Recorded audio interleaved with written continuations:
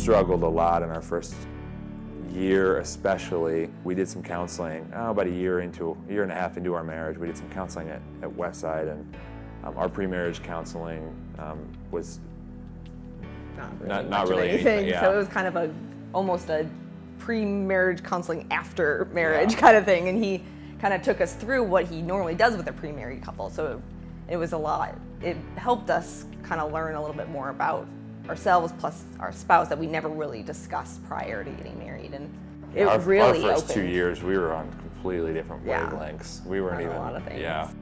You know, talking in counseling with Pastor Deerwester, it was I felt like something that, as in our marriage, we should strive to be debt-free as well also.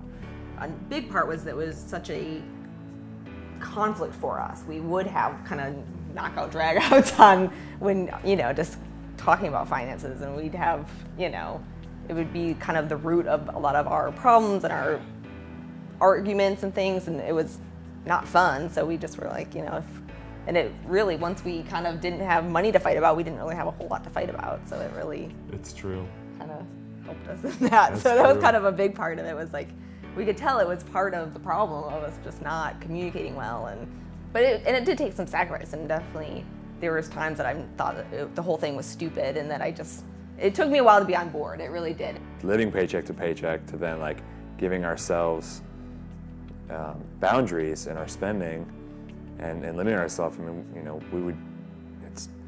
it's the last week of the month, and you know, we're eating mac and cheese and starving to make it through the end of the week. Another big thing too is we both really wanted to start giving and tithing, and we hadn't really done that much in our first couple of years, just because we didn't feel like we had the money to do it, and that should be our number one priority to do first before we do anything else. And so that really got us giving back and tithing and putting, you know, that first, and that really, like, I mean, it kind of bloomed from there. And you know, as things got paid off, we added more to that, and it could grow, and it was exciting for us because we finally felt like we could do that, and we could see you know, like the blessings that came back from that, and it was cool. And you just kind of got more excited to get more so that we could give more. And you know, it's hard to, when you build a budget and you see, man, you know, we're called to give this much money every month.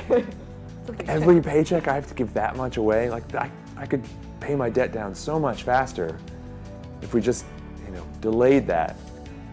But you know, with prayerful consideration and just recognizing that, hey, this is a command from God, and you know, if we're gonna follow Him in all these other things, like we don't get to pick and choose what we want to follow. It has to be all of it.